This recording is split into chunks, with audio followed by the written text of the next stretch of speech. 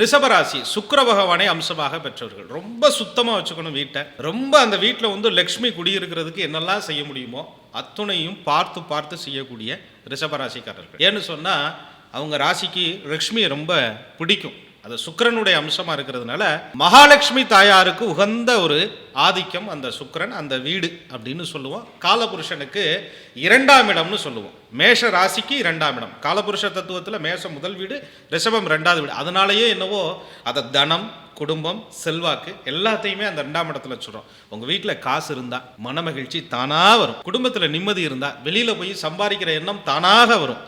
இத்துணைக்கும் ஆதிக்கம் குடும்பத்தில் சுபிட்சம் இருக்கணும் அப்படின்னு சொன்னால் உங்கள் ராசியாதிபதி சுக்கிரனுடைய அந்த மகாலட்சுமி தாயாருடைய அம்சமே இருந்தாலும் கூட ஐயா தான் சொல்கிறாங்கல்ல, 5ஆம் இடத்திற்கு ஆதிக்க கிரகம் எதுவோ அது அந்த சுவாமியினுடைய படம் உங்களுடைய பூஜை அறையிலே கண்டிப்பாக ரிஷபராசிக்காரர்களுக்கு இடம்பெற வேணும்.